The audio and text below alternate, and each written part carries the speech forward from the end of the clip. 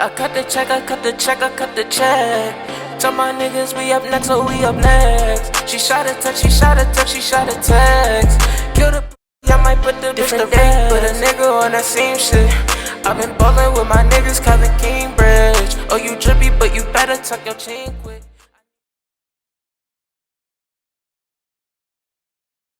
What's good, y'all, man? We back. And I got a big topic, especially for me, a big topic to talk about today. So, if you're new here, then you probably don't know, my favorite player in the NBA is Kevin Durant. After that is Collin Sexton.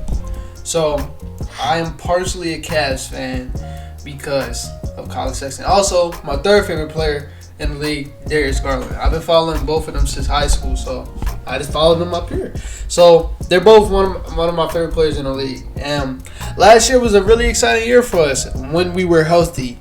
We were a very fun team to watch. We were a team that would compete every day, and I'm talking about the whole team. We would compete every day. Darius Garland was the main ball handler, the main playmaker, and he had a resurgence year. I said it in my preseason video when I said that he's going to be one of the most improved players. I said that he's going to average 17 and 6, and he did average that. You can go fact check that too. I just seen that 2 days ago.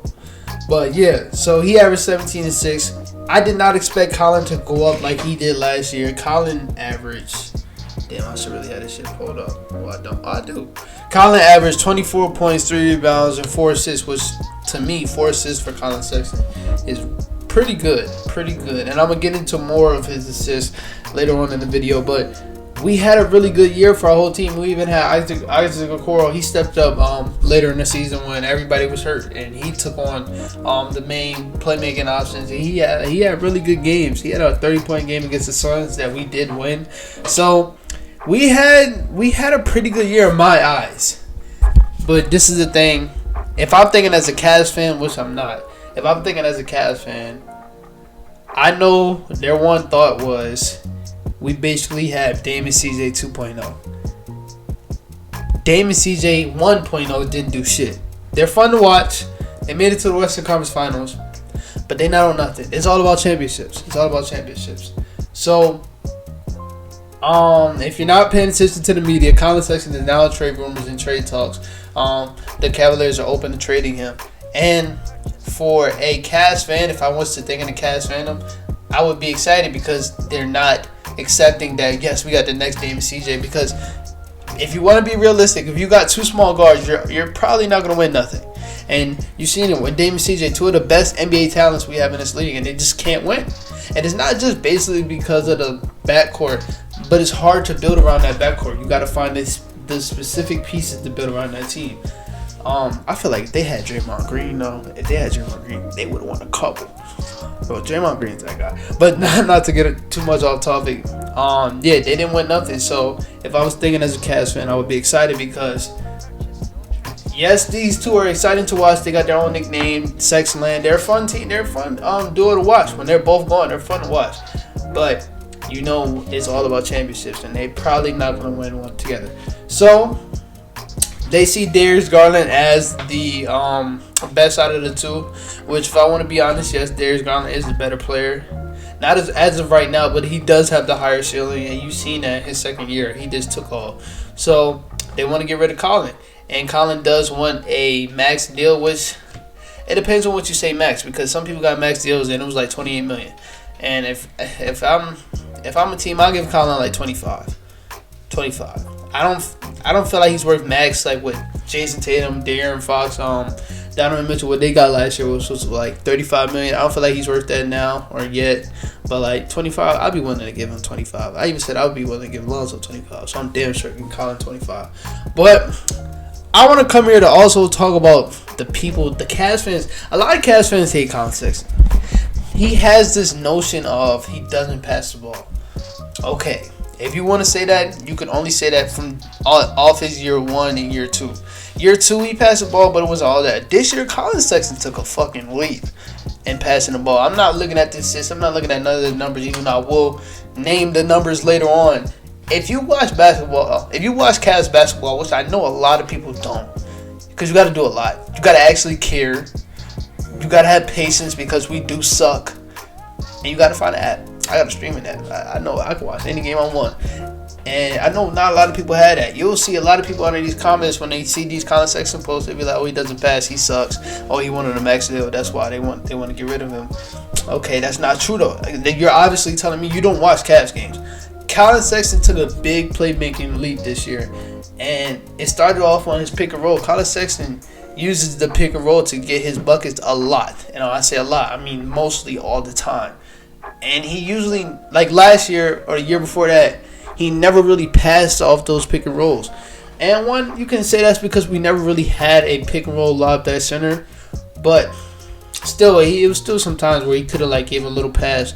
But this year, Collin Sexton took big leaps. I've seen Collin Sexton go off the pick and roll and just lob it to Jared Allen while in his shooting form, because people obviously going to think he's going to shoot because he does have that Nelson up. He doesn't pass. So I've seen him do it plenty of times where he's shooting in his shooting form, but he lobs it to Jared Allen. I've seen him do one-hand lobs. I've seen him do cross-court passes with his left hand. Like, Collin Sexton has improved tremendously this year in passing, and I wish I could find some of the highlights. I'll try to find and put it in the background. But like Collin Sexton, if you watch Cavs games, you can admit that Collin Sexton has improved tremendously in his passing game. But that's not his game, and you kind of see that. You seen that towards the end of the season where he did have good games as far as assists and passing wise, but this is when Darius Garland was out. He tried to force it because at that time that was a notion that he could not play the point guard, and he played decent with it. Like, he averaged when Darius Garland was out this year, he averaged 26 points, 6 assists, 47% from the field. That's pretty good numbers, especially when you're really the only option on the team that was scoring. Like Isaac Okoro had a good year at the end of the year, but like that was at the end of the year for the whole time. Because Darius Garland missed like 25 games this season, and Collin Sexton had really good games when he was not playing. He had really good games when he was playing too, but you kind of seen when Darius wasn't playing, Collin was trying to force the ball and try to help all his teammates, which is nothing wrong with that. But I think the media got to his head, and players obviously see when they're getting talked about. And around that time, they was kind of saying that he can't play the point guard position. He just wasn't good at passing the ball. And you seen it. He tried to force it a lot. And I think he averaged 3 turnovers without playing with Darius Garland. So that's kind of bad. But still, 7 assists for Collin Sexton is good. He had a couple games where you're at 8. He had one game where you're at 10. And like, bro, that is really good for Collin Sexton. But, hey. And I just did a whole 4-minute rant. I didn't even name his scoring. Collin Sexton is a really good scorer for his size. I deleted this too because I need some space on my laptop. Wow. I need some space on my laptop, but it showed the best paint scorers in the league. It was Jokic, then Collin Sexton, then Joel Embiid, then Giannis. Collin Sexton is 6'1". Them guys are like 7 foot, 7'1". That is wild. Jokic had like 13. Collins averaged 12.4 in the paint. That's wild, bro. And he's a respectable 3-point shooter. He kind of went down this year. I think he shot 37%, but the years before that he shot 40. His first year. Year after that he shot 38. So he's a respectable 3-point shooter. And I wish we would have, as a team, shot more threes. Like, I was arguing with this dude today. He was like, he just doesn't shoot enough threes. Well, you can say that about everybody on the team. The one knock on JB Bickerstaff is he doesn't draw up plays for threes, bro. We don't get up threes like that. We shoot 20 threes per game. Bro, the Jazz shot 20 threes in the first quarter. They made about 20 threes in the first quarter that game 5, bro. Like, we're slow to the curve, bro. We don't shoot no threes at all. So for him to try to put that on Collin Sexton, that's not on him, bro. We don't shoot threes as a team, bro. That's why when Kevin Love started to come back, we started competing more because he's going to shoot his threes because that's what he gets the money from. But other than that, our only real 3-point shooter is Darius Garland. Cedi Osman, they're trying to mold him into a spot-up 3-point shooter. He's just not that. He's not. So, hey, you can't put that on him, man. Collin Sexton averages 26 points. He's 6'1" in his third year. He was in talks for All-Star game. Like, Collin Sexton has improved every year. Me, as a real NBA fan, I do know it's a ceiling. Like, it might be down the road, like, where he's going to be one of the best 6 men in the league because just his size and his game, he's molded for a 6 man. But I can't say that when every year he improves tremendously. Tremendously, bro. He improves tremendously. But since he's in trade talks, let's bring up trades. Because that's what NBA fans love to do. Now you're gonna partially be seeing me being a biased fan of where I want Collin to go, but these are some good trades for both teams. First trade we got is to the Pelicans. Collin Sexton to the Pelicans for Nickeil Alexander-Walker, Didi Lazawada, however you say his name. He just came from the Australian League, and a first round pick or a second round pick, however you think his value is. I feel like that's good for both teams. I feel like Nickeil Alexander-Walker would be a dog if he had a bigger role. And he might have that role. Maybe they don't sign Lonzo and they go with him as their future point guard. I feel like he can be a dog at a bigger role. And he can play the two next to Darius Garland. He can shoot. He can play all ball. You've seen his ball handling capabilities. So I like him on the Cavs. And then for the Pelicans, man, you get a scorer next to Zion and B.I. Now you might not need that because they both average 20 points in themselves. But Collin gets a lot of his buckets playing off ball. For people that say he ball hogs a lot, he gets a lot of his buckets for playing off ball. So that will help out with the team tremendously. And it's better than starting Eric Bledsoe. If you think about it, it's better than starting Eric Bledsoe. Eric Bledsoe shoot like 30% for 3. Collin shoot 36, 37. So it's way better. And Collin's younger, so it fits the scheme. I seen one for... Like, you keep seeing people bring up this Ben Simmons, this Collin Sexton trade. No, I'm sorry. This is the crazy thing. I'm a Collin Sexton stan. I'm a Collin Sexton fan. I'm not trading Ben Simmons for Collin Sexton. I'm not. I'm not doing that if I'm the 76ers. That's just a bad trade. That's just a bad trade. But for the Lakers, Kyle Kuzma and a future first round picks for Collin Sexton is pretty good. You already see people saying they don't know how big Collin Sexton's value is, and to me, I think he's worth like a pick and a player. I don't want to specifically say young, but a pick and a player. That's a good trade for me. I feel like I still believe in Kyle Kuzma. I feel like he needs a new scenery. Playing with LeBron, if you're not as dominant, you're not going to be really good. And you kind of see, as soon as LeBron came, they try to mold him into a spot-up shooter, which is not his game. And I feel like the difference between Collin Sexton and Kyle Kuzma is Collin is a guard. Guards usually flourish when they play next to LeBron, if we want to be honest. The only one that didn't flourish is Lonzo. That's just not his game. They play the same game, and that's not going to mess together. It's not. But guards like Dennis Schroeder, even though he had a decent season, a bad season a little bit, he still had a Dennis Schroeder type season. Kyrie Irving, I said Kyle Korver. Kyrie Irving, still an all-star next to LeBron. So that would just be good, and I would want Collin to come off the bench if we were to go to the Lakers. I would like him to come off the bench because that's where my Lakers need help. Now this is a salary dump. Collin Sexton and Kevin Love to the Mavericks for Porzingis. And I think if you had to add money in there, Porzingis and Tyrell Terry. You already see Kevin Love, he don't want to be here. He doesn't. I don't blame him. His prime is just fading away. He's just stuck on this team. I don't blame him. He don't want to be here. They want to trade Collin Sexton. Porzingis doesn't want to be in Dallas no more. Just flip him. And to me, Kevin Love fits better with Luka because that's his game. He is a spot-up shooter. Kristaps is way more than that, and they try to make him into that. That's not going to work. So Kevin Love fits perfectly, and then you get another ball handler next to Luka who can take some of the ball handling off of him because Luka has the ball in his hands all damn day.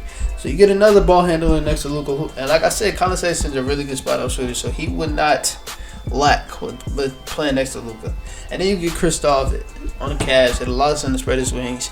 He has another great point guard on his team that can give him the ball, so he's not really losing that much. Let me see. Any more trades I want to talk about? Oh, I think I got a couple more. Collin Sexton to the Thunder for Darius Bazley in the first round pick. I want to see that personally. I want to see.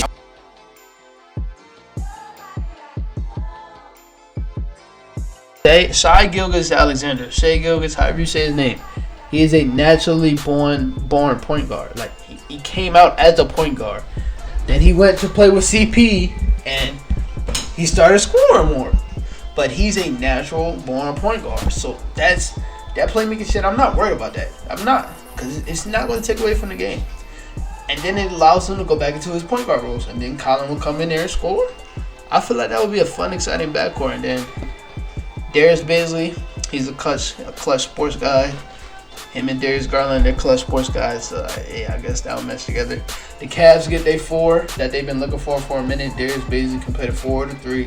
A lot of people see a lot of potential in Darius Bazley. I don't see it that much, but hey, I won't mind that trade. I guess one more. Collin Sexton to the Grizzlies. I wouldn't. Boy, what? What? Collin, I'm about to try to trade right now. Collin Sexton to the Grizzlies for Tyus Jones. Oh, fuck no. Collin Sexton to the Grizzlies for Tyus Jones and Brandon Clark. And the second round pick. For the Cavs, you by far you won that trade. I'm gonna be honest, by far. You get everything you need. Tyus Jones underrated. They need a backup point guard back. Tyus Jones would fit that role so well. Brandon Clark, another underrated player that's not getting minutes with the Grizzlies. He's not. So he'll come in and fit perfectly with this Cavs team. Plays defense, can shoot the ball, can run the pick and roll. That fits perfect next to Darius Garland. That shit. What? And the Grizzlies, you're not really losing much. Like I said, you lose Tyus Jones. That's cool. That's not, you're paying $8 million to him anyway. I don't want to pay $8 million to Tyus Jones. You getting rid of Brandon Clark, who didn't play in the playoffs when y'all needed him. You lose a second round pick. That's not nothing. Collin Sexton will come in there and be that primary scorer next to what's his name? What the hell is his name? Ja Morant. And it allows you to slide Dillon Brooks to the 3 because that's his real position. He keeps playing the 2. He's not like that. So you run out of lineup with Ja Morant, Collin Sexton, Dillon Brooks, Jaren Jackson, and Jonas Valanciunas. That's a fun ass lineup, bro. That's a fun lineup. So, and that's just a couple trades you can think about, man. But I just wanted to come in and break this video, try to talk about my boy because he gets a lot of hate for no reason, man. And I want to see him out of Cleveland because I'm tired of watching Cleveland games myself, even though I'm still have to watch them because Darius on there. But yeah, that's it for this video. I will talk to y'all later. Peace out.